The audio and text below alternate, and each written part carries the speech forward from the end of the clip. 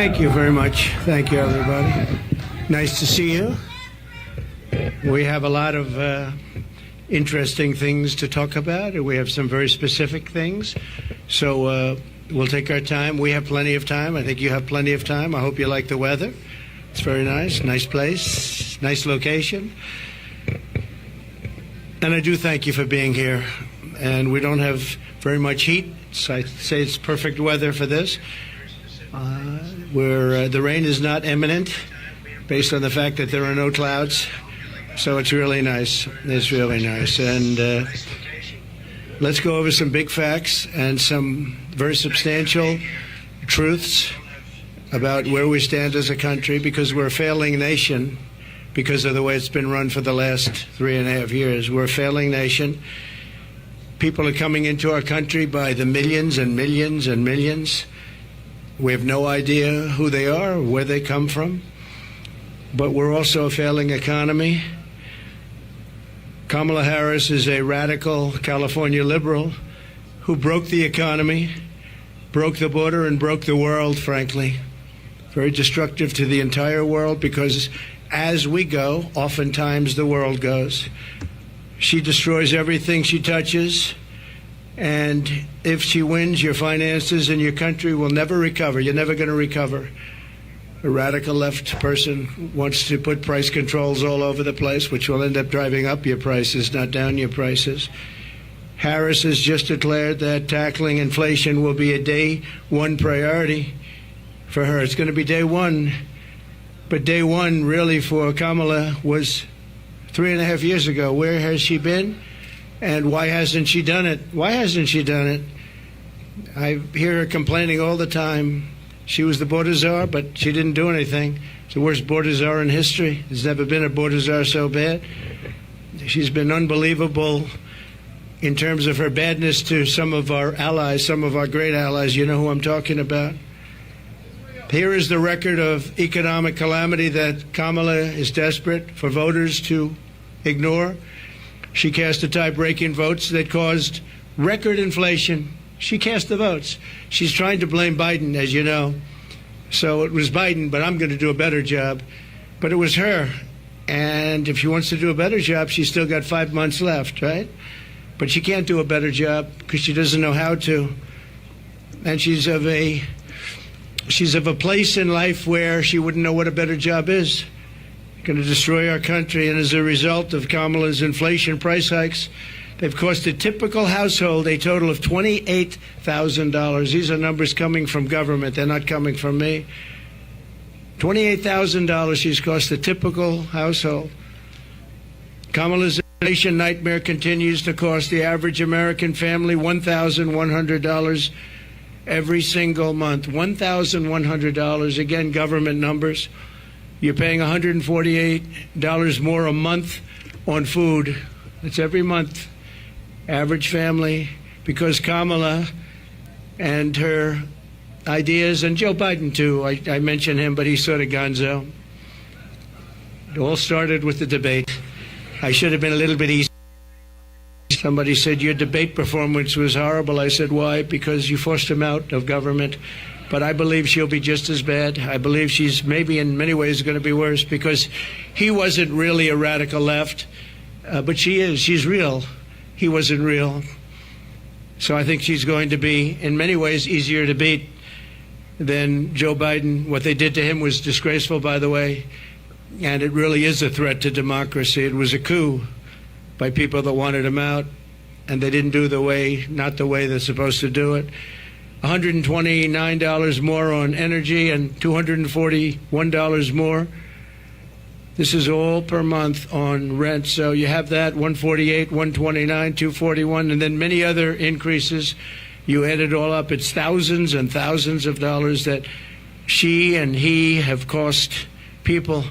The cost of a typical monthly mortgage has doubled since I left office, and that number was about 3 months old from government, and now it's tripled. We had mortgage rates at around 2%, close to 2%, and they're now at 10%, and you can't get a mortgage. So that means it's a lot higher than 10%. I guess it is whenever they want to give over the money, and that's a lot more than 10%. So when you think about double, they've actually quadrupled or more than that. Think of that, quadrupled, which really kills the American dream for young people. Young people are being devastated by what they've done to our country. Grocery prices have skyrocketed. Cereals are up 26%. Bread is up 24%. Butter is up 37%. Baby formula is up 30%. Flour is up 38%. And eggs are up 46%. And many items are up at much higher rates than that. Now Kamala is reportedly proposing communist price controls. She wants price controls. And if they worked, I'd go along with it too, but they don't work. They actually have the exact opposite impact and effect. But it leads to food shortages, rationing, hunger, dramatically more inflation. Their Inflation Reduction Act, by the way, was a disaster. It's what caused the inflation. Their Inflation Reduction Act was a con job. They actually admitted that it wasn't really for inflation that they did it. They don't know why they did it, but they named it the Inflation Reduction Act, which was a very nice name. Got approved based on that. Unfortunately, people didn't understand it. I understood it. I said that's going to cause tremendous inflation, and it did, among other things like energy. She's running on the Maduro plan. We call it the Maduro plan, like something straight out of Venezuela or the Soviet Union. This announcement is an admission that her economic policies have totally failed and caused really a catastrophe for our country, and beyond that, a catastrophe in the world. A little bit unrelated, but not totally unrelated. We have wars breaking out in the Middle East. We have the horrible war going on with Ukraine and Russia. All these things would have never happened if I was president. Would have never, ever happened. And they didn't happen. Since Harris took office, car insurance is up 55%, and they just announced it's going to be substantially higher than that within the next week. They expect big increases in car insurance. It's out of control, and insurance generally. Thanks to Kamala's war on American energy, electricity prices are up 32%. Gasoline prices are up 50% and going higher. Meanwhile, real incomes are down by over $2,000 a year. So the incomes for people are down $2,000 on average a year, government numbers. The typical American has seen a 4% pay cut under Kamala and Biden. Crooked Joe Biden. Credit card debt has exploded by 50% under Harris to a record high. It's now at a record high. It's never been anywhere close. Since March, and by the way, people are going to have to start paying that, and it's not going to be a pretty sight for the next period of time. It could be a substantial time. Since March of 2022, the average middle-class household has lost $33,000 in wealth. How about that? $33,000. That's average.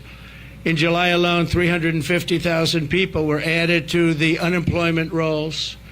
It's a lot of people. 350,000 people added to the unemployment rolls. And think of that. That's in 1 month. That's in July. Virtually 100% of the net job creation in the last year has gone to migrants. You know that? Most of the job creation has gone to migrants. In fact, I've heard that substantially more than beyond the number of 100%. It's a much higher number than that, but the government hasn't caught up with that yet. But virtually right now, as of the time they did this, virtually 100% of the net job creation in the last year has gone to migrants. Harris gave work permits and Social Security numbers to more than 3 million illegal immigrants to steal jobs from Americans. So think of that. And, you know, they're having a lot of problems with Social Security. I'm going to be the one to save Social Security, but they're having a lot of problems with Social Security because under their system of putting all of these people into it, it's going to blow up and fail. If she's elected, Social Security will fail. It'll be a blow up like you've never seen before.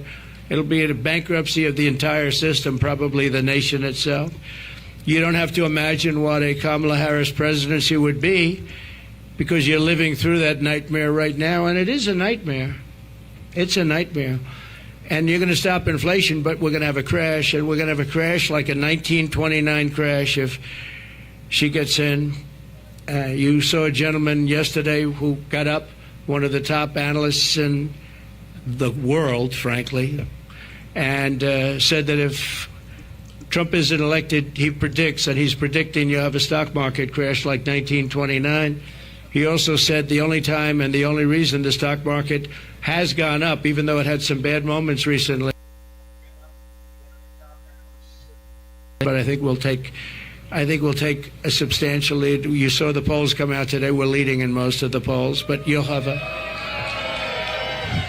I have a lot of friends over there. So I don't think they're reporters, however, are they? This was supposed to be for reporters. Thank you very much.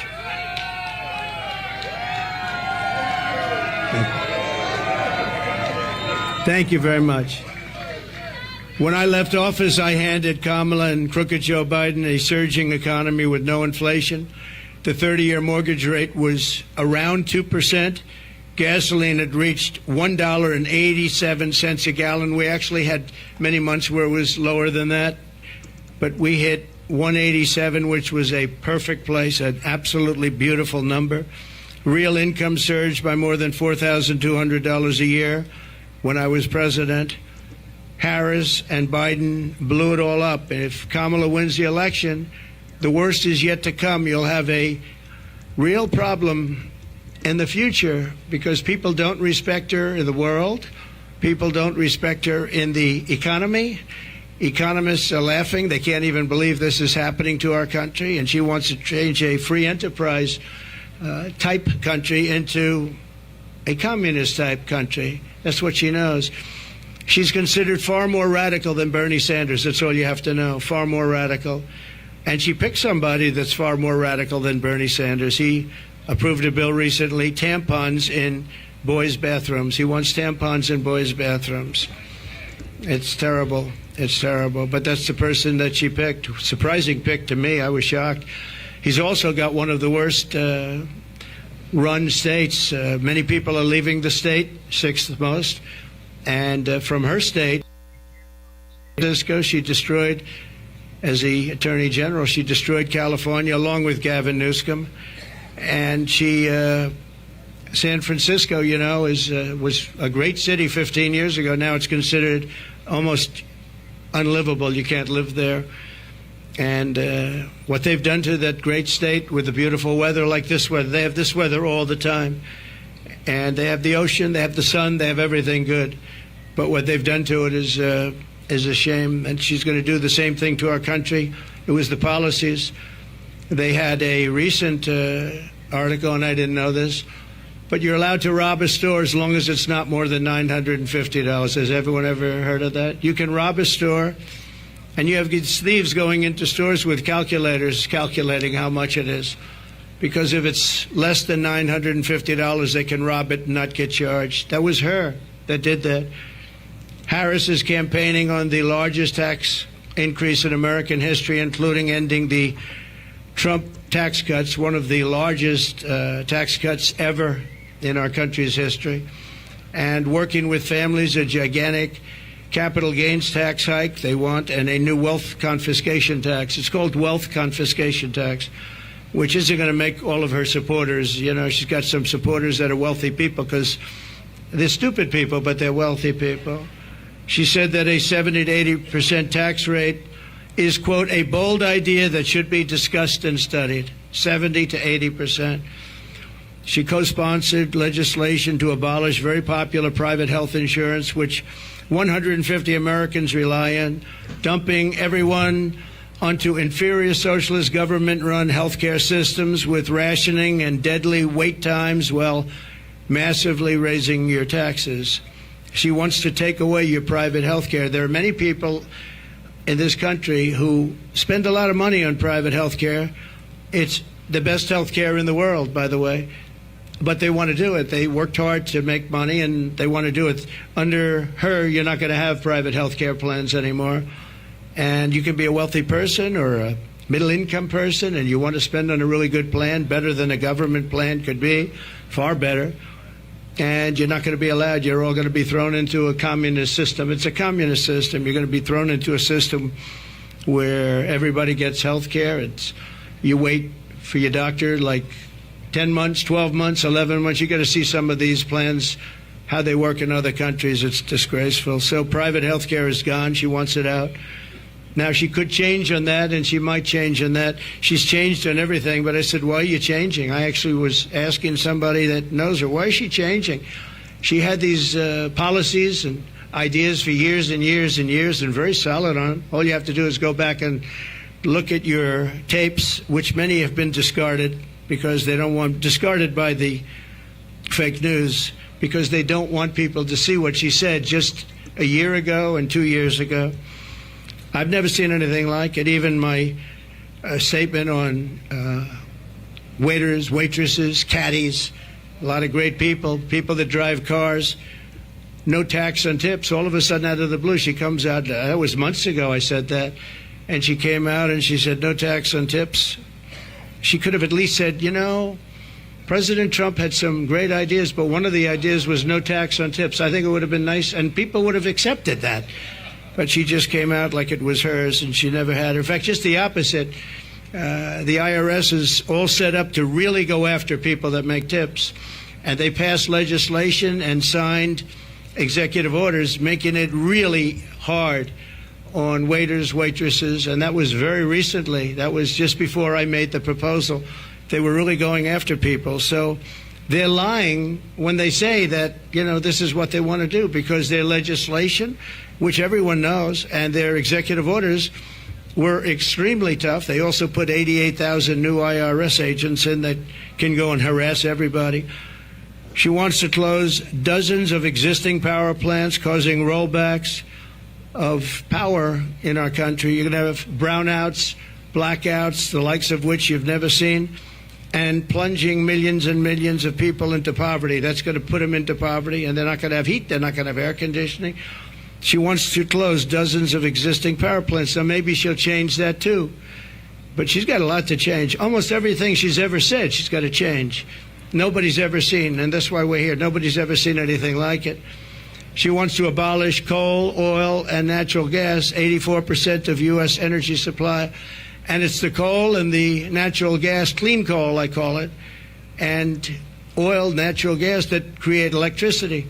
And by the way, I'm a big fan of electricity. If we're going to go with the AI, if we're going to do that, I don't know if you know, but we need twice the amount of electricity currently supplied for everything to the entire United States of America. So to be competitive on AI, I was talking to Elon Musk. We had a great discussion the other night.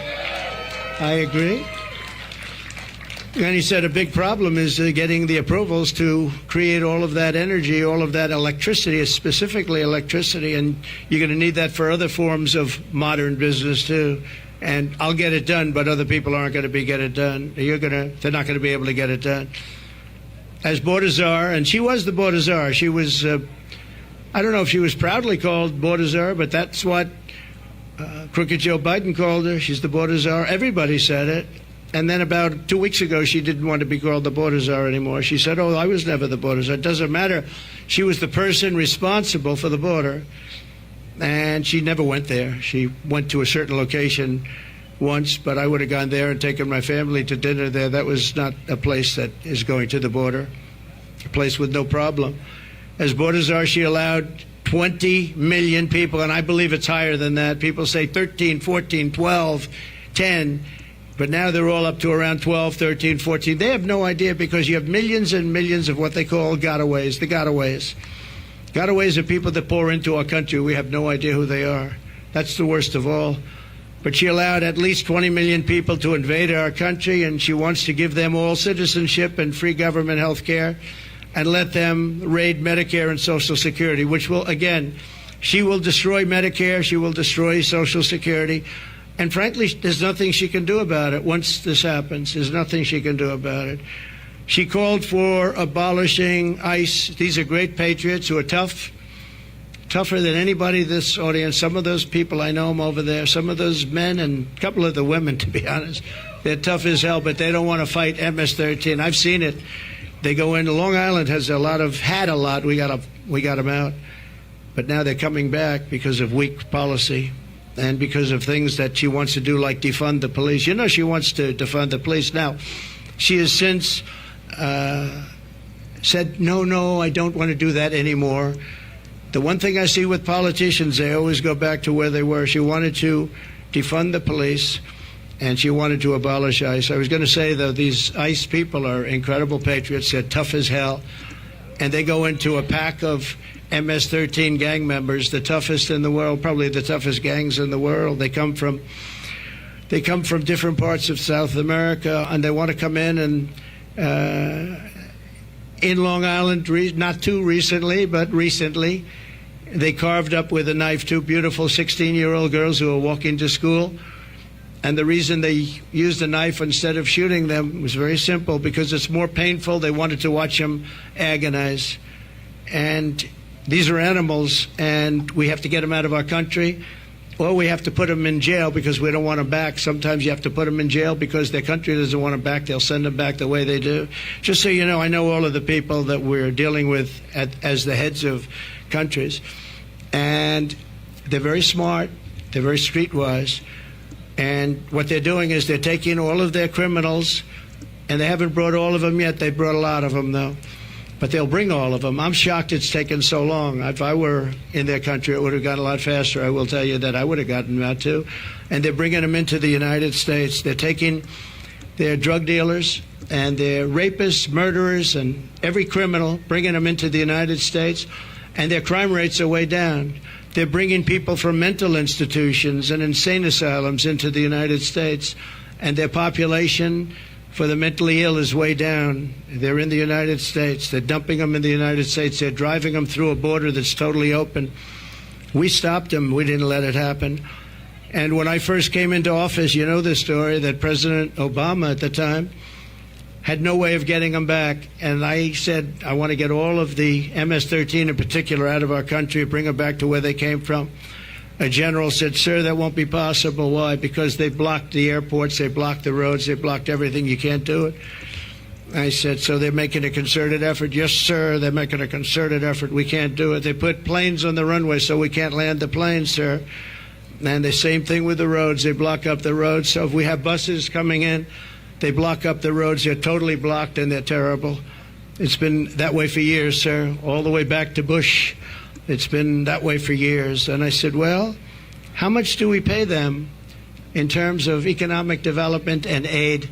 Sir, we pay them $750 million. I said, that's okay. Call them immediately and tell them we're not paying them anymore.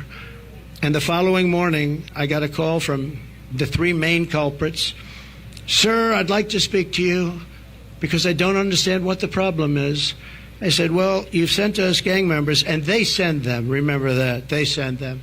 They said, you send us gang members, you send us killers, and you send us drug dealers, and you send us horrible people, and when we want to bring them back to your country, you won't accept them. And that's under President Obama and all the way through. And therefore, you're in default. You are in total default of the money that we send you. And we're not going to send you the money anymore. You're not getting any of the $750 million and more. We're not giving you any. You are delinquent. You are delinquent in what you've done.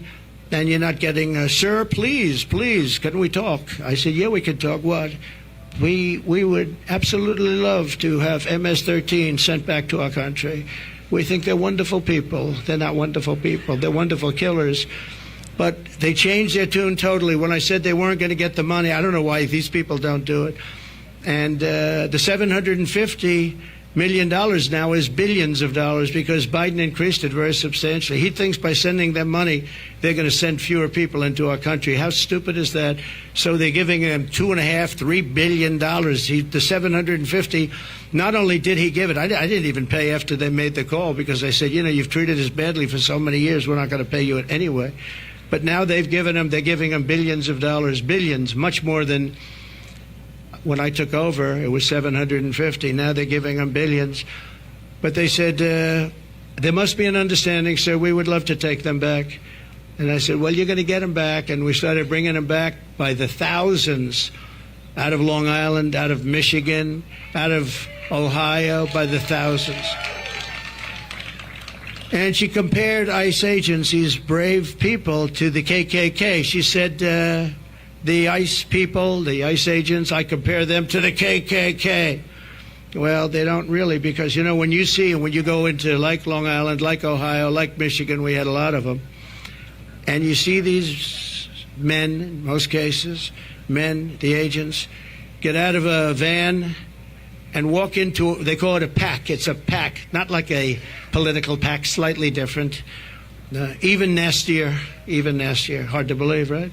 But they would go into a pack of these killers, and all you do, I've seen it so many times, all you do is see fists and feet and hands and fighting, and 2 minutes later they stand up and they walk out, they have them by the feet, they walk them out, or they drag them out, mostly drag them out, put them in paddy wagons, and they bring them back to their country. They take them back to the country, and the country is open arms now, open arms.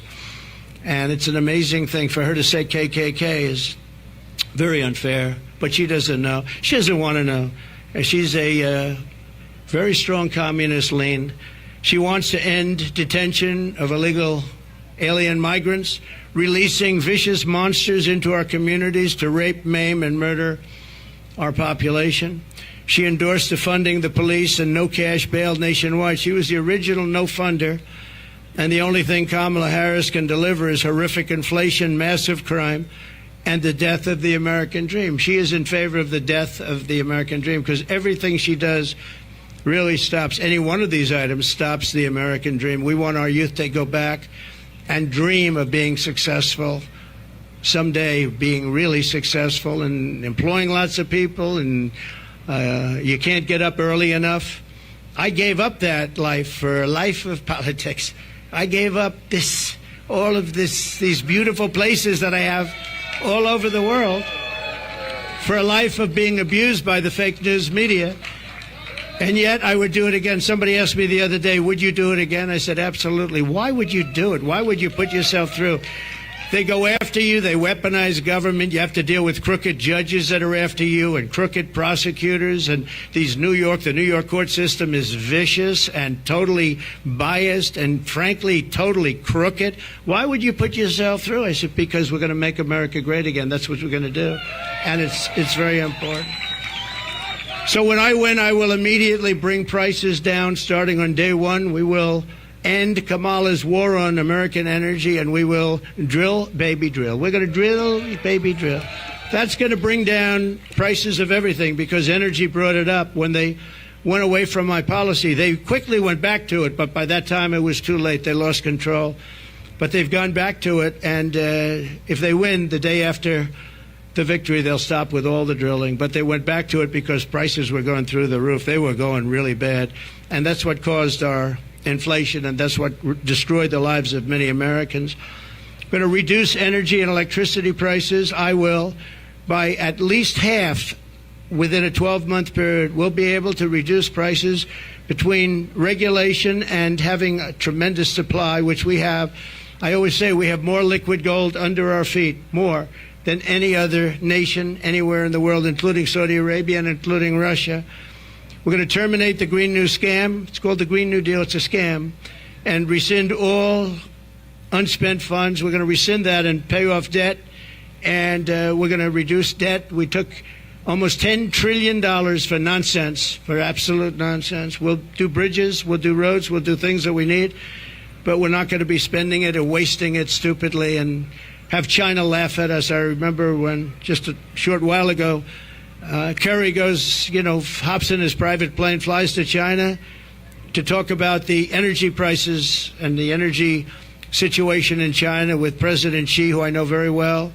Had a very good relationship until COVID came in, but that was a fence too far. But we had a great relationship, and Kerry would go up there and he'd leave so happy. But they don't do anything. They just talk. They said, "Oh yeah, we're going to do that. Oh, as soon as we get to it." In the meantime, they're building a coal plant every week, but now I hear it's 2 coal plants a week. And we're dying for energy. We don't have energy, and they're getting set for the AI because they're going to create so much electricity, and we're not going to be able to do it. But you'll do it if I have it, because that's an emergency. We have to be able to compete with China and other countries that are able to create new energy if they want to, and they're going to want to, and they do want to. But they're building at least 1 coal plant a week. Germany, as you know, went a little bit like us, and that was the end of Angela because their whole economy crashed. And their new government is building coal plants all over the place. They're building brand new coal plants, nuclear plants, and other things because Germany was going to fail. So why are we following these countries that tried it and failed? And they're smart countries. They tried it, they failed. Why are we doing this? Why aren't we creating great energy plants, great sources of energy, instead of playing this game with wind that is ruining everything, killing all your birds, destroying the fields, all these gorgeous fields. You got windmills all over the place, and you have birds. You want to see a bird cemetery? Just go under a windmill. You see thousands of birds dead. The bald eagle, if you kill an eagle, they put you in jail for years. And yet these windmills knock them out like nothing. And nothing happens to the people. No, it's a green scam. It's a shame. Look, I'm all for clean energy. I want clean water. I want clean air. But you can't destroy your country over it. You just can't do that. We want to stop wasteful spending and big government special interest giveaways. You have giveaways. You have some of these people that are giving. Look, they're not giving millions and millions of dollars to politicians because they like their policy. They're giving it because they made deals. They're going to take over lots of different things in our country. They're going to build windmills as an example. They're going to build big solar fields that take up half the desert, massive solar fields. And I'm a big fan of solar, but it can't fire our plants. It's not going to fire our plants. Fire up those plants. We got to get them going. And the only thing that can do that is fossil fuel right now. And the only thing that can make electricity, which we all want, is right now fossil fuel and nuclear. And nuclear has its place, a very big place in our country, very big place. China is going with nuclear. France has been going with nuclear for many years. We want to end the Biden-Harris electrical vehicle mandate. We have to get rid of the electric vehicle mandate. And look, Elon endorsed me strongly, most powerful endorsement. He said it 3 or 4 times the other night during our little chat. But a chat that was very well listened to and attended. We know that, right? It broke every single record, I think, in history. And he's a great guy. But I told him, I said, I have one problem. I'm all for the electric car, but it's a very small percentage. I think the electric car is incredible. I think what you've done is incredible. But some people are going to want gasoline-propelled cars. They're going to want hybrids. They're going to want other types of cars. And Elon, they're going to have to do that. And he understands that fully. And I think he was amazed by this electric vehicle mandate. They want it for trucks, too. If you do it for trucks, you're not going to have any. You talk about a supply chain problem. A truck going from New York to Los Angeles, if it's electric, will have to stop 6 times for long periods of time. If you have diesel fuel, it goes all the way, and you can even come a piece of the way back before you have to reload. And with diesel, the truck gets lighter because you're using up the fuel. With the electric, it stays at a heavy weight. An electric truck is 2.5 times heavier than what we would call our traditional trucks. And a man from a company said to me, sir, I've been buying trucks.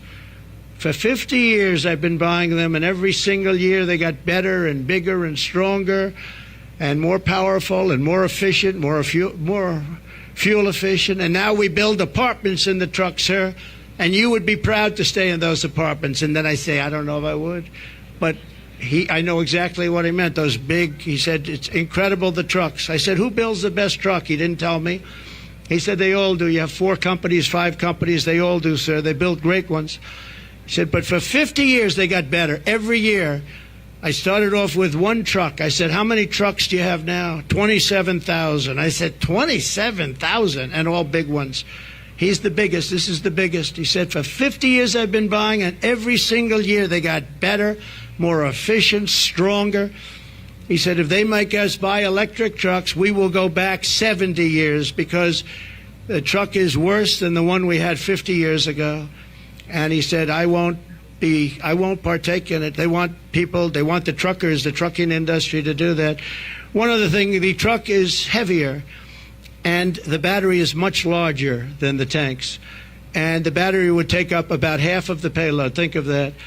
But just as importantly, the battery and all that goes into electric is much heavier. The truck it weighs 2.5 times more than a normal truck fired up by diesel. And he said, if that's the case, sir, you would have to rebuild every single bridge and road in America because the weight is so enormous. It wouldn't be able to go on the bridges and all of the different weight-bearing roads in America. I said, did you explain this to the people? I mean, you know, a 5-year-old child, if he was hearing these things, it doesn't go far. It takes too much room. You don't have any room left for anything. It's almost the whole thing would be carrying a battery. Does anybody explain this to these people? We do explain it. They know it very well. At the end of the meeting, they say, we don't care. Just start making your electric truck. We're not going to do it. We're not going to do it, he said. Yeah. So we're going to repeal all that. We're going to repeal Kamala's regulatory onslaught, saving households an estimated $5,000 a year at a minimum. The massive tax cuts and no tax on tips. We're going to make sure it gets done. She's not going to get it done. She didn't hear about it until I said it, and then she went out and she went and did it. And the other thing, no tax on Social Security. We're not going to have seniors who have been decimated by inflation pay tax on Social Security, and we'll get through it through growth. We have tremendous growth potential in this country, but not with these people running it, because all they're going to do is take away, and they want to take away your growth and your growth potential. Again, I say it all the time, we're a nation in decline. We're a failing nation. Right now, we're a failing nation, and we're going to soon be a great nation again. That's going to happen. Another thing we're going to do, having to do with a lot of reasons, a lot of things, and the economy in particular, we're going to seal the border. We're going to stop the invasion. We're going to send the illegal aliens back home. We're going to bring down the cost of health care and housing. We're going to make sure that Social Security is not going to be increased in terms of years where people have to wait much longer. I mean, we have an obligation to take care of these people. And just so you know, I didn't do it in 4 years. I never even thought about doing it in 4 years. And they probably don't want to do it, but they're going to have no choice. They're going to have no choice, because a lot of the people that are coming in are being signed into Medicare. They're being signed into Social Security, and it's just going to explode. And it's going to happen very fast, and it's going to be very ugly. It's not going to happen with us. We're going to open up tracts of federal land for housing construction. We desperately need housing for people who can't afford what's going on now. And when we open it up and we take off some of the restrictions and regulations, you know, in California, 50% the cost of a house is regulations. They have to adhere to regulations that bring the cost of the house up by 50%. We're going to bring back our supply chains to stop costly supply chain disruptions. We have tremendous disruptions. I have it all the time, and I think you do too. We order things, and I keep saying, well, when's it getting here? Sir, there's a supply chain disruption. And, I mean, you end up getting stuff like 3 months late now. I don't know, all these geniuses over here, I think we can say that. I'm not sure that you're necessarily as much into it, but they are. And I will say that very often, we have problems with supply chains where I'm waiting for things for weeks and weeks. And I say, by the way, whatever happened to it? Supply chain, sir, it's not coming in. And it's a terrible thing. Nobody ever thought a thing like that would happen to our country. We're going to restore peace and stability all throughout the world. And you all know Viktor Orban. He's the Prime Minister of Hungary, and a very tough man. He's a good man, but he's a tough man. And they asked him, what do we need to stop all of the wars with Israel? What do we need to stop the wars in Russia and Ukraine and all the other wars that are starting? He said, when President Trump was here, we had no wars. We didn't have Russia lining up at the borders to go and attack Ukraine. We would have never had Hamas, because Hamas had no money, because Iran had no money. I said to China and everybody else, if you buy from Iran, you can't do business in the United States. And I'm not looking to be bad to Iran. We're going to be friendly, I hope, with Iran. Maybe, but maybe not. But we're going to be friendly, I hope. We're going to be friendly, but they can't have a nuclear weapon. They can't have a nuclear weapon. And we were all set to make sure that they don't have a nuclear weapon, because once they do, it's a whole different world. It's a whole different negotiation. But Viktor Orban said, if you put Trump in, nothing's going to happen. Everyone's going to be peaceful, because they were afraid of Trump. Now, I don't like saying that I said that. I would say maybe they respected Trump. But he said they were afraid of Trump. They didn't know where he was coming from, and they were really afraid of him. They're not afraid of these people. And being afraid isn't so bad, but I would say more importantly, they respected me. But he didn't use that word. He said they were afraid of Trump. And we would have not had any problems with China and Taiwan. We wouldn't have had any problems with Ukraine and Russia. We wouldn't have any problems with anything. But we will stop inflation. We will make America affordable again. And we're going to bring back the American dream. We have all these young people. They're coming out of schools, colleges, everything else. And they're not going to have the American dream. They don't even think about the American dream. Right now, they just think about survival. And I just want to end by saying we have tremendous potential in this country. We can do amazing things, and we can do them fast. We have to get the criminals out. We have to get them out immediately and fast and tough. We're going to rely on our local police. Our local police law enforcement has been so incredible. And they know. Somebody said, how will you get them out? How will you know? The local police know the name and serial number and middle name and last name and where they come from of every single bad guy that's come into our country. And we're going to rely on local police, and we're going to make sure that they have immunity from prosecution because, frankly, our police are treated horribly. They're not allowed to do their job. You know that better than anybody. They're not allowed to do their job. If they were allowed to do their job, we wouldn't have cities that have crime rates. You look at Chicago. On the 4th of July weekend in Chicago, think of this. 117 people were shot and 17 died. Afghanistan isn't anything like that. And speaking of Afghanistan, the single most embarrassing day in the history of our country. And yesterday I saw they gave $85 billion worth of brand new military equipment that I rebuilt the military. So this was equipment that to a large extent I bought. But brand new, and they had a parade yesterday, a beautiful parade. We were going to get out with dignity and strength. We were there for 21 years, and we were going to keep Bagram because it's 1 hour away. Bagram is this massive Air Force base that I visited. It's a massive base, and we were going to keep it because it's 1 hour, not because of Afghanistan, but because it's 1 hour away from where China makes its nuclear weapons. And they were showing it off yesterday, but the fact is that China now controls Bagram. China, can you imagine that? And we left. We were going to stay there. We were going to keep it. We were going to get out with dignity, strength. We were going to take our soldiers out last, not first. We took our soldiers out first. I dealt with Abdul, and he's still the leader. Strong man, smart man, but he understood that if he did anything, because we were losing a lot of people to the snipers, and under Obama, it was terrible. It was brutal. They'd be walking around and just get shot, and that was the end of them. Our people, and other people too, civilians. And I let him know that if you do that, we're going to hit you so hard like you've never been hit before. But why, he said, do you send me a picture of my home? Why? Why do you send me a picture of my home? I said, you'll have to figure that one out later. But I said, we're going to have to hit you people so hard like we've never hit anybody.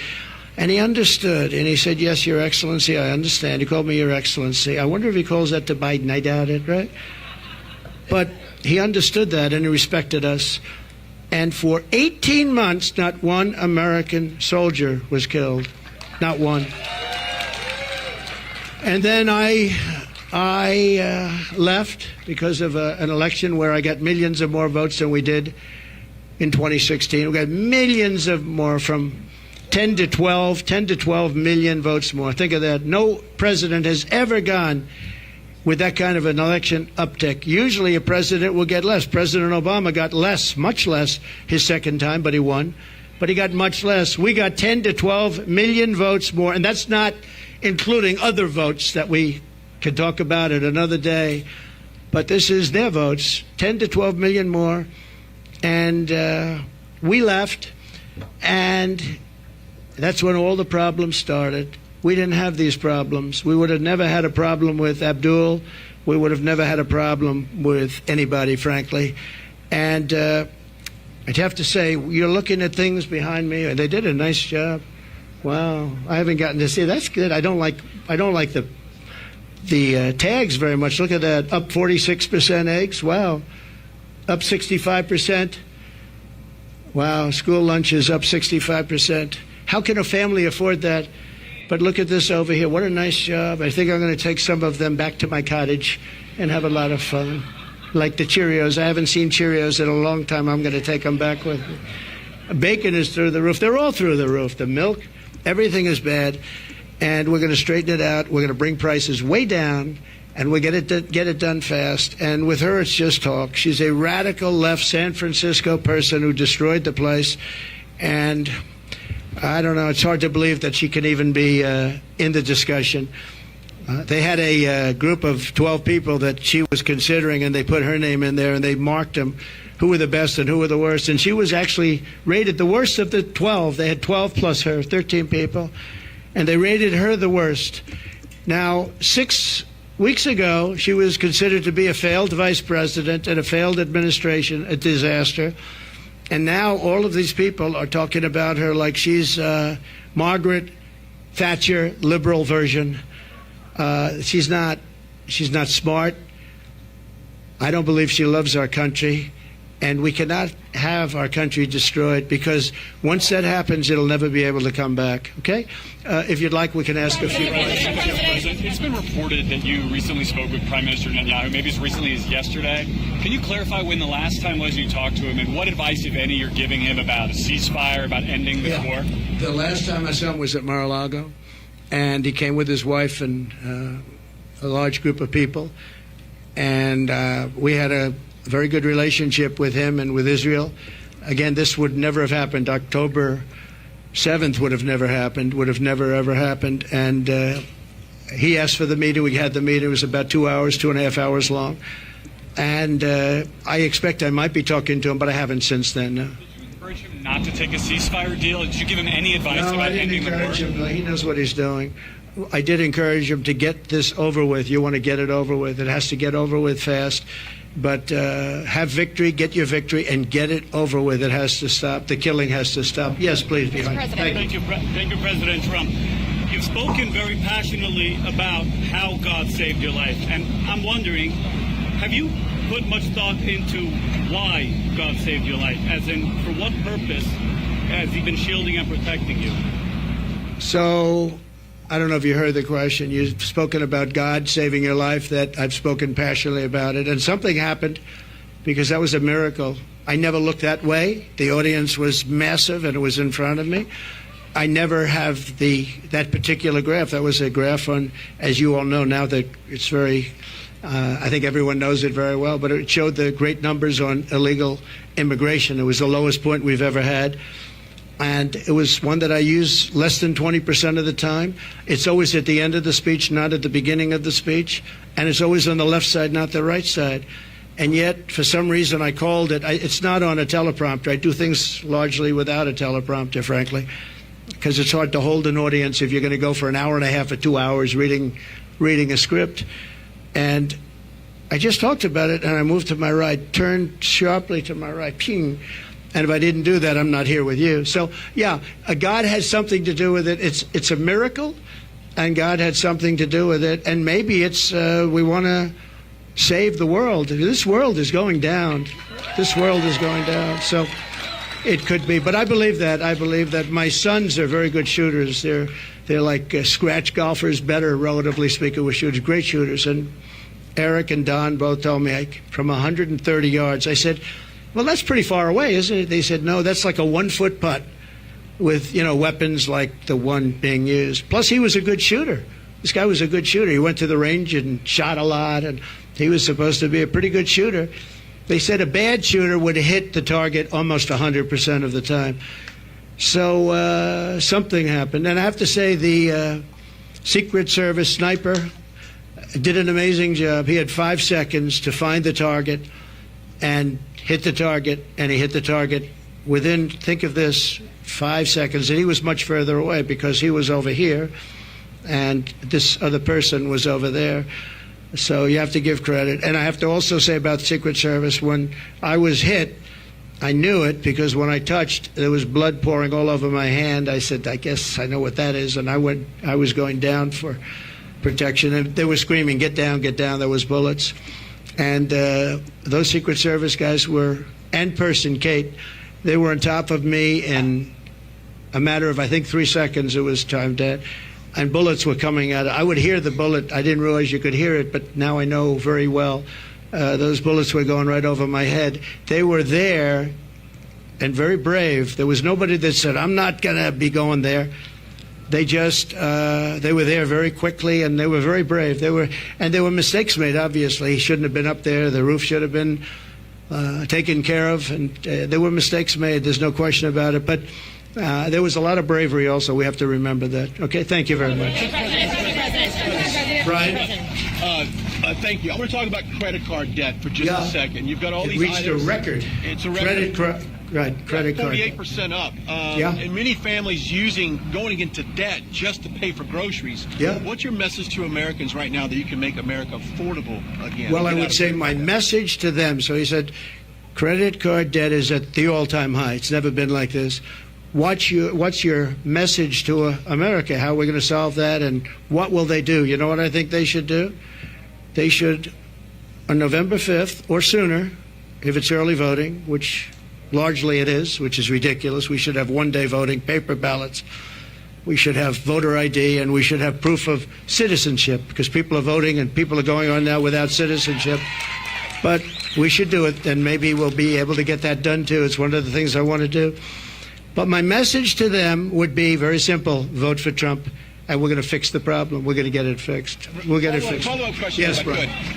Kamala's been promising on day one, I'll do this. And for basically 4 years, she's promised this day one. Yeah. What will you do on day one to turn this country around? So she is saying when she gets in, she's in now. And especially with Biden, because, I mean, he's not in the best of shape.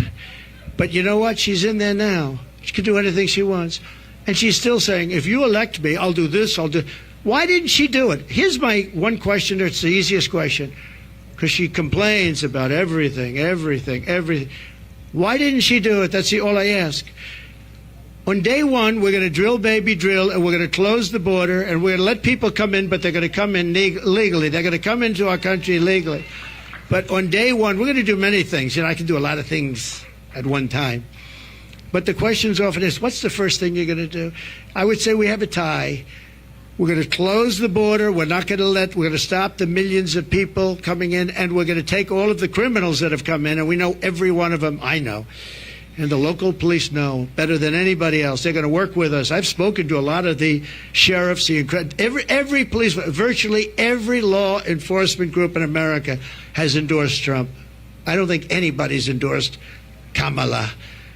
Not one. I don't think anybody's endorsed them. And you know that better than anybody. In Florida, all over California, they've endorsed me. We have the relationship I have with law enforcement. And these are great people, and people that we have to really cherish and respect and let them do their job and protect them. And you'll always have a bad apple in everything. You have bad apples as reporters. That I can tell you many. I'd say about 80%. But you're always going to have bad apples. But you have very, very few when you look at it. Very, very few. You have to let them do their job. You have to protect them. But basically, we're going to drill, baby, drill. We're going to get the energy prices down almost immediately, and we're going to close the border, and we're going to get the crooked ones out, the bad ones out, and we're going to let a lot of people come in, because we need more people, especially with AI coming and all of the different things, and the farmers need, everybody needs. But we're going to make sure that they're not murderers, killers, drug dealers, and the kind of people that we have largely coming in right now. Okay? Mr. President, many of your allies who want you to win in November say your current strategy isn't working, that you need to stop with the personal attacks on Kamala Harris and deliver a more disciplined message. Do you agree? And also, you added more people to your campaign today. Yeah. Is that a sign of a shifting strategy? No, I think it's a sign of we want to close it out. We have great people. Susie is fantastic, as you know, and Chris is fantastic. They're leading it. Corey Lewandowski's coming in. He'll be, personal envoy, or he'll be at some level. They're going to be, they're doing a great job. Look, we've taken, with all of the abuse we've taken from the fake news media, all of this horrific abuse we take, and all I want to do is make the country good. All I want to do is have strong borders and good education. We want to have choice for education. So important, so many different things. You would think it would be the other way. We rebuilt the military. We did so many great things. But that's the way it's been for Republicans, and I guess more so for me than anybody in history, and that's okay. because we're leading in the polls. For the most part, we're leading in the polls. We were leading Biden by a lot. We're leading now, but I think when she's exposed, I think we're going to beat her by a lot more than we would have beaten Biden by, because he had a little group of people that have been voting for him for a long time. She doesn't have that. People don't know who she is. As far as the personal attacks, because of what she's done to the country, I'm very angry at her that she'd weaponized the justice system against me and other people. Very angry at her. I think I'm entitled to personal attacks. I don't have a lot of respect for her. I don't have a lot of respect for her intelligence, and I think she'll be a terrible president. And I think it's very important that we win. And whether the personal attacks are good, bad, I mean, she certainly attacks me personally. She actually called me weird. He's weird. It was just a soundbite. And she called J.D. and I weird. He's not weird. He was a great student at Yale. He went to Ohio State, graduated in 2 years, at the top of his class, and all of these different things. And we have this guy that's running a very failed state, who's had a terrible career. I mean, you have him saying they're weird. No, he's a weird guy. And she's weird in her policy. Who wouldn't want to have strong borders? Who doesn't want to have lower taxes? You know, all my life I've watched as politicians campaigned, and I've always been on, for the most part, on the other side, on the side that these people are on. And they always talked about, we're going to reduce taxes. This is the only campaign I've ever heard where they're saying, we're going to increase your taxes. And then people say they're going to vote for him? I don't know. So I don't think so. I don't think people know who she is yet. Because really people didn't know. You can ask the man on the street. I saw it on one of the shows today. They asked the man on the street, what's the last name of Kamala? Nobody knew. It's Harris. Nobody knew the last name. I don't even use it because nobody knows who I'm talking about. People don't know who she is. She's a radical left socialist. But beyond that, I mean, she's way beyond socialism, who's going to destroy our country. And when they find out, I think you're going to see something. But right now, even not knowing her, and with all of the cover of Time magazine, they didn't put a picture. They got a great artist to do it. What was that all about? What was that all about? The whole thing is crazy. I just want to win for the country. Some people say, oh, why don't you be nice? But they're not nice to me. They want to put me in prison, just so you understand. They tell me I should be nice. They want to put me in prison. It's never happened before in the history of our country. I did nothing wrong. I have crooked judges. I have crooked prosecutors. And they're all Democrats, all Democrat areas, other than in Florida, where you had a brilliant judge who ruled in my favor. I won the case, the documents case, won it in its entirety. And Jack Smith, deranged Jack Smith, suffered a defeat. But in New York City, everything's clubhouse, everything. I know it very well. I grew up there. I know it very well. And we have a very crooked system. And it's one of the reasons that New York is dying. Nobody wants to come in. No companies want to come in because the courtroom system is so corrupt, both at a federal level and at a state level and a city level. And they put you into an area where you have 3% Republican vote. It's all a rigged deal, just like Fani, F-A-N-I, Fani, with her boyfriend. And I think that's been discredited, too. They've been discredited. But think of it. They don't want me to be a little bit nasty. They want to put me in prison. Me. They want to put me. It's never happened before in the history of our country. It's happened in third world countries, but it's never happened here. And they're in danger because you create a precedent for doing that. And once that happens, that's a really bad thing. When in the years before, and I've said this a few times, not too much, but with Hillary, she was subpoenaed by Congress to give everything she's got, and she burned it, she acid washed it, bleach bit they call it. She totally scrubbed it, and then they broke everything with hammers, with fire, they burned it. And then she said, I don't have anything. Well, it turned out that she had a lot to give. And everybody said, lock her up, lock her up. And I used to go easy, just easy, easy. Then we won. And I said, wouldn't it be terrible? And I lose. Some people are upset when I did this, but you have to look at it maybe differently now. I say, wouldn't it be terrible to put the wife of the president, former president of the United States, into a prison. Now think of that. Hillary Clinton, she was Secretary of State. She was the wife of a president of the United States who used to be a friend of mine before I ran for politics. He was a friend of mine. He used to play my golf course all the time. I have a great golf course right next to their home in Westchester. He used to be there all the time. It was his favorite course. But you know what? I could have done that very easily. She was so guilty. And I said to my people, wouldn't it be terrible to put, wouldn't it be terrible to take, and we won the election, wouldn't it be terrible to take a former Secretary of State who was the wife of the President of the United States and put her into a prison? But that's what they want to do with me, and I did nothing wrong.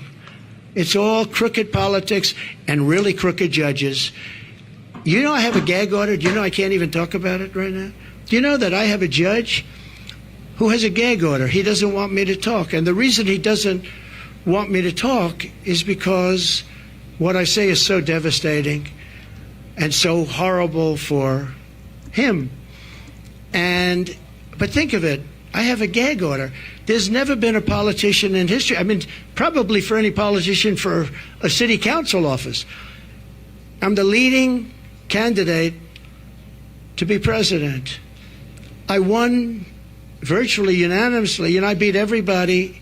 It was the quickest primary in history. There's never been one that was done so early. I had people that were very talented people, and I beat them by 45, 50, 60, 70, 80 points. There was never a close race. Nobody was even close. Good talent. They weren't close. And I'm running against the Democrats. So it's a two-party system, whether we like it or not. Republican, I'm the Republican, and I'm leading. But let's say I'm tied, but I'm leading. I believe I'm leading by a lot more than people think, and I believe we'll be leading by a lot more.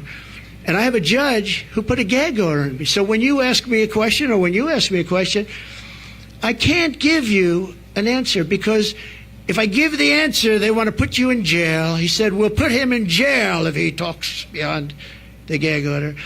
And this is in a state where, unfortunately, the laws have been very bad, and they haven't been upheld by the appellate divisions generally. Although I have one case where we a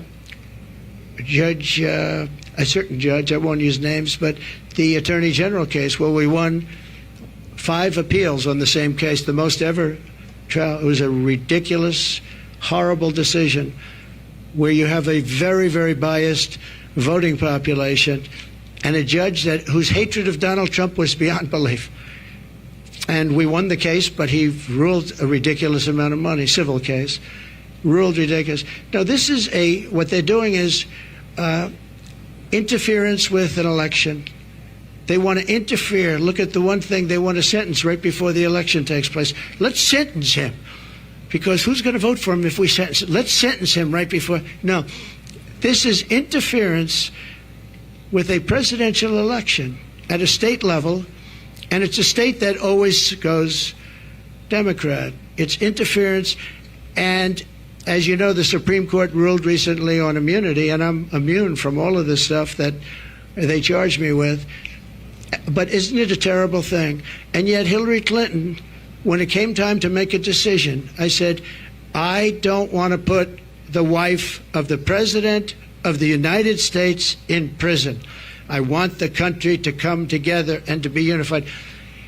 And here it is a few years later, and these people say, let's put him, why? Because I challenge an election? Because I want to challenge an election, or some other reason? It's a really disgraceful thing. It's a shame. And it's a very dangerous thing for both parties, because once they start that ball rolling, once they started rolling, that's a nasty ball. Yes, please. Please. 2 quick questions here. Nikki Haley told our Brett Baer that Republicans need to stop whining about Kamala Harris, focus on courting those independents, those suburban women, the moderates out there. What do you think of that strategy, and would you consider having Nikki Haley on the campaign trail with you? Sure. I think that we've done very well. I think that we're hitting a nerve. I think this is a different kind of a race. All we have to do is define our opponent as being a communist or a socialist or somebody that's going to destroy our country. I fought Nikki very hard. I beat her in her own state by legendary numbers. And I get along with her fine. I appreciate that she endorsed me and all of that. No, I think that I think relatively to what they're doing and how radical they are and how, in many ways, how sick they are, I think I'm doing a very calm campaign. I mean, we're here. There's no shouting. Now, you'll say he ranted and raved. And not you, but some of you will say he ranted and raved. I didn't rant and rave. I'm a very calm person, believe it or not. If I wasn't, I probably wouldn't be around anymore, Probably wouldn't be around. But no, I think I appreciate her advice. I have to do it my way. I ran against her, and I did it my way. People said I should maybe do it a different way, but I won in South Carolina by numbers that nobody's ever seen before. It wasn't even close. And I think she's a good woman. I'd love to have her support. Yeah, she gave me support, but I'd love to have her go around and campaign. Quick follow-up on the economy. You mentioned this in your remarks. Vice President Kamala Harris wants to put a ban on price gouging. Do you think that the federal government should be responsible for determining food prices? Well, not only responsible, they probably can't do it legally, and that will drive up prices. She wants no fracking. Now, she may go and change that. I think she's already changed it. But she wants to have no fracking. I want no fracking. But for her whole life, she said that. No fracking. Then about, I don't know when, a couple of months ago, all of a sudden when she started looking at polls, remember this, she all of a sudden says fracking. I don't think I won Pennsylvania, and I did much better the second time. I won it in 2016, did much better the second time. I know Pennsylvania very well. I don't think there's any way in hell that somebody that's intelligent living in Pennsylvania is going to vote for somebody that basically will eventually end fracking, end fossil fuel. So whether it's Oklahoma or Texas or Pennsylvania, a big energy state, people don't realize that 350,000 people work in that industry. But maybe more importantly, they don't want to pay $9 a gallon for gasoline. So, no, I think that she's made statements. I don't know how you get out of it. I don't know how you can say for 10 years there'll be no fracking. I mean, we have tapes of her laughing at the stupidity of the question. Of course I'm not going to allow fracking. And then all of a sudden, a few months ago, she comes out in favor of, oh, yes, I'd allow fracking. I don't think anybody in Pennsylvania will be. I think she's going to do very badly in Pennsylvania. You have to frack. We need the energy, and Pennsylvania needs the jobs, but Pennsylvania needs the energy also. That energy is going to support our new system for AI and all of the other modern things that need massive amounts of electricity and energy, massive. So it's a very good question, actually. But we have to unify as a country. We have to come together, and I think we can. I get that question oftentimes, and I used to think maybe there's no way because, some people want a border, some people don't want a border. Most people do want a border. But there's such a difference in people. But just before COVID coming out, so 3 years, we went a long period of time, and we had an economy going the likes of which no country had ever seen before. I think you would agree. There's never been anything like it. And people were coming together. People were calling me I would call them radical left. But I would say very liberal people, very progressive people. They came to me. We would like to get together. In fact, we worked out criminal justice reform. I was the only one that could have done that. I won criminal justice reform, and I got that for black leaders that came to see me. Criminal justice reform. Obama couldn't do it. Biden wouldn't even try. But nobody could do it. I got that done. And I got conservative votes to get it done. They needed at least 5 very conservative votes. It was very hard to do. I got that done. Our country was coming together. And, I can tell you the story of criminal justice reform. When you do that, that means that's a big step. But I was seeing people that were not seeable, that I wouldn't want to see them and they wouldn't want to see me. And all of a sudden, I was having lunch with people that, if I told you who they were, you wouldn't even believe it. Our country was coming together. Success was bringing our country together. And it can be done. Success will bring our country together again. It can be done. It was an amazing phenomenon. And I used to say, I don't know, it's awfully tough to get it together. I've never seen anything like it. Like, for instance, me getting criminal justice reform done. And I did that with Democrats and some very conservative Republicans who said it's very unfair where people are staying in jail for 35, 40 years, and today they wouldn't even be charged with a crime for what they did. And we got it done, and I was very proud of it. But our country was coming together. The black population had the best numbers they've ever had on jobs, on income, on everything. The Hispanic population had the best numbers. Asian population, men, women, young people with diplomas from the best schools, Harvard, MIT, the Wharton School of Finance, they're all coming together. And everybody was happy. And young people without a high school diploma, the best MIT students and people without a diploma were all working. They were making more money than they've ever made. There wasn't one group that wasn't doing better than it was the year before, 2 years before, or 10 years before. It was the best our country had ever done, and we were leapfrogging China. China didn't have a chance. I took in hundreds of billions of dollars in tariffs from China. Hundreds of billions of dollars. No president ever took in 10 cents. And what happened was an amazing thing. We had a great, successful country, and our country was unifying. It was the first time anyone's seen it, but our country was unifying. From some of the polling out there, I know you're saying that you're leading in some polling, but there is other polling out there. A Fox News poll out just yesterday has you up by just 1 point. How do you break away? 1 or 2 points, yeah. And Fox News has always been my worst poll, believe it or not. And even Fox News had me up by 1 or 2 points yesterday. Came out, I think, 2 points, 1 point. I also think, I tend to poll low. In some cases, really low. In 2016, I was polling low because people didn't want to say who they're voting for. I don't know if that's supposed to be a good thing or a bad thing, but it is what it is. And we did very well in 2016, and we did much better in 2020, much better, but bad things happened. Through COVID, very bad things happened, so we're not happy about that. Yes, I've seen you around a little bit, so go ahead, please. Mr. President, thank you for giving Thank you very much. Thank you. So you talked about how COVID from China was a fence too far. What's your plan for holding China accountable if you get reelected? Well, I want to get along with China. I had a great relationship with President Xi. We made a fantastic trade deal, $50 billion of farm products and manufacturing products they had to buy here, and they were adhering to it. They don't adhere to it anymore because they don't respect Harris or Biden. But as you know, we signed a trade deal with China, and it was actually better than even the USMCA. It was a great trade deal. China had to buy $50 billion, not $15 billion, or not anything else, $50 billion. And it was a great trade deal. I think that's one of the underrated things. I think we'll have a great relationship with China. I hope we're going to have a great relationship. But it's got to be a fair relationship. China was taking advantage of the country for years, but so was every other country, in all fairness to China. Every single country was taking advantage of the United States. I can't think of one country where we were doing better than them.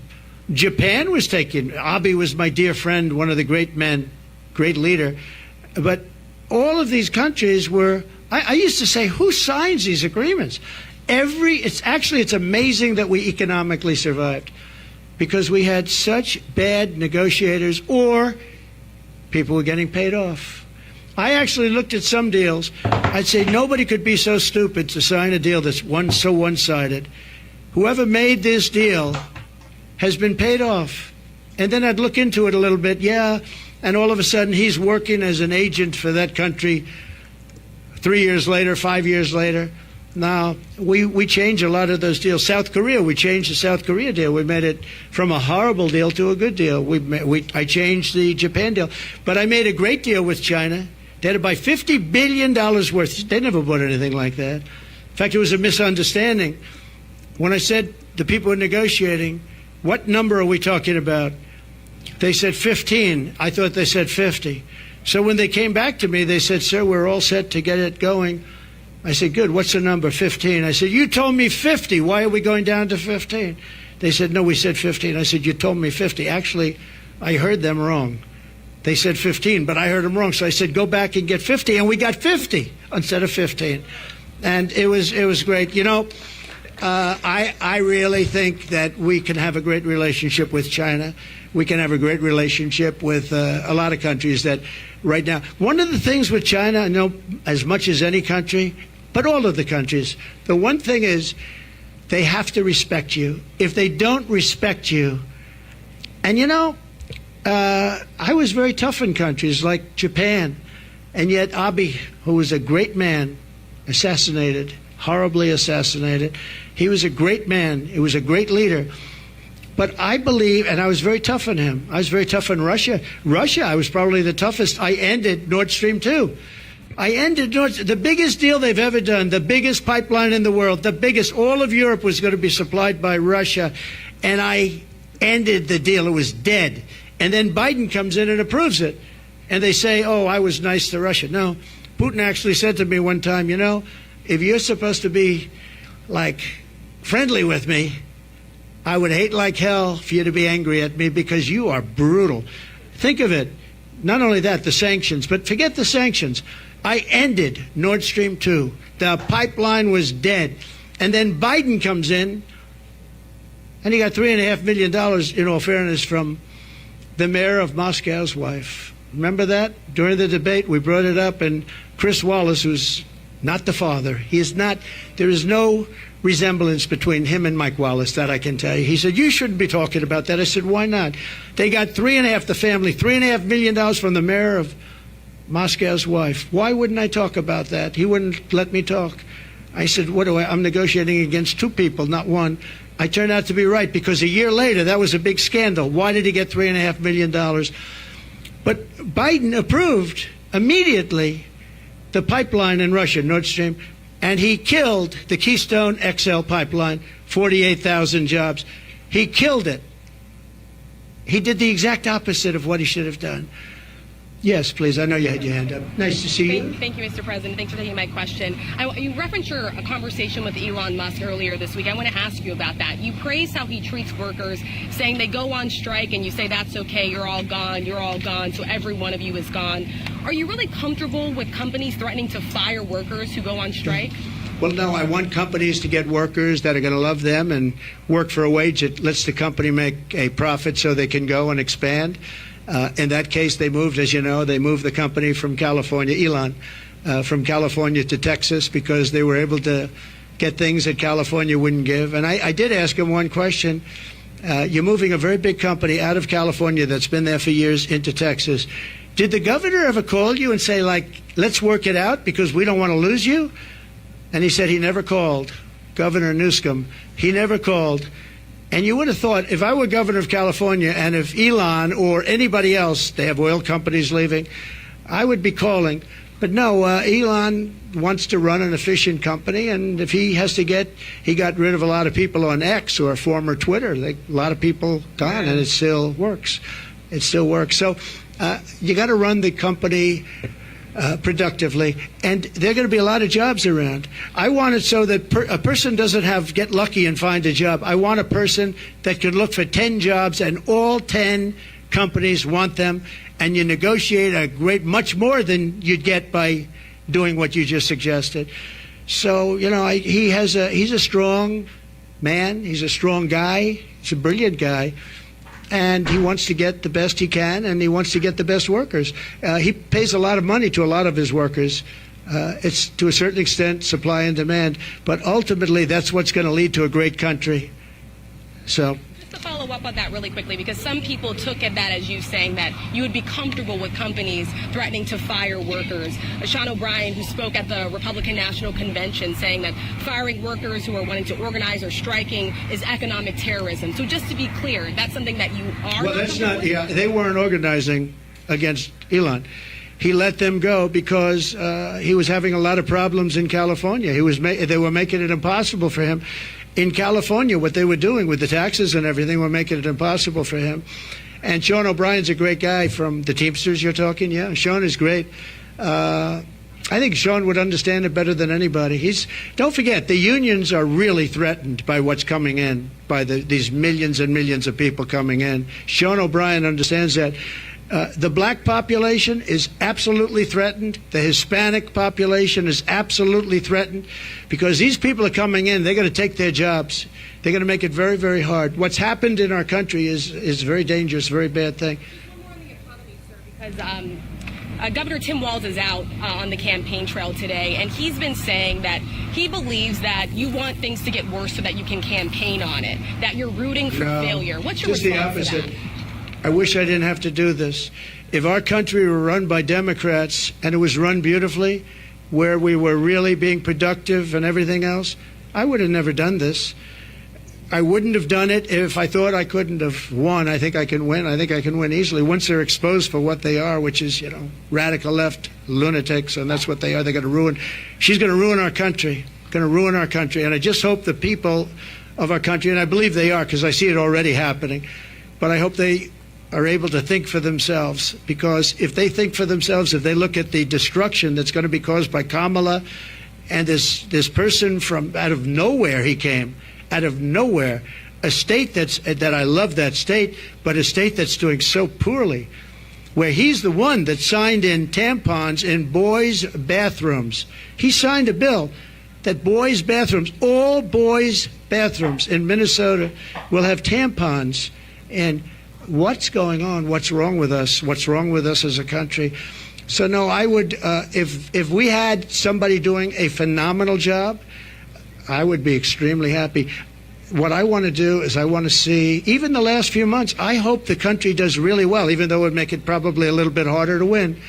I hope the country does really well. It's country first. I want our country to do great. If they were great leaders, I would be the first to say they're doing a fantastic job. Thank you all very much. I appreciate it. Thank you. Thank you very much. Thank you. Thank you. Thank you very much.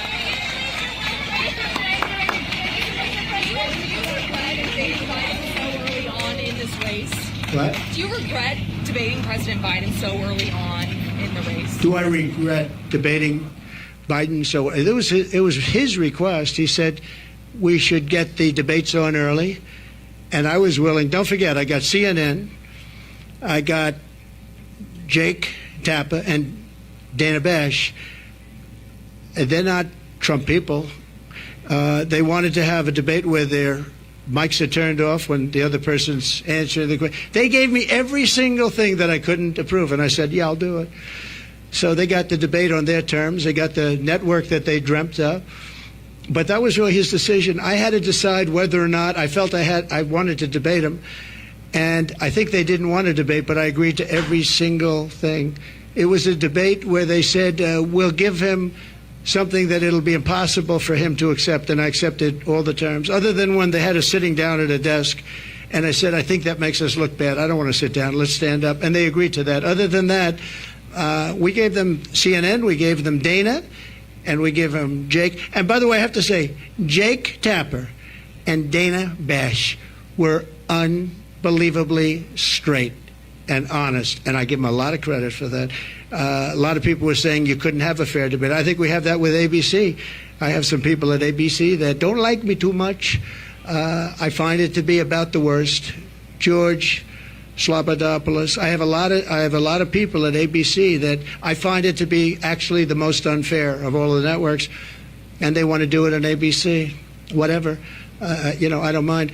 The question that you're asking, though, about whether or not the debate should have happened would have been a better question to ask of Joe Biden, because had he not done the debate, he would still be running for president and people would be hiding him, just like they're hiding her right now. They're hiding her no different than him, because I believe she's grossly incompetent, and I don't think that when people hear what she has to say, they're going to buy it. Thank you all very much.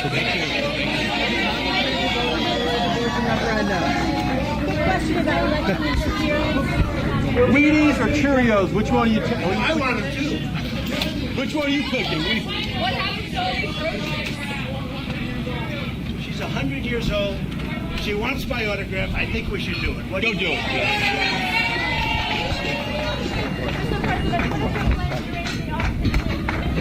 Follow him if you can. Follow him. I think it's going to be a disaster. I think it's going to be a mess. President Trump,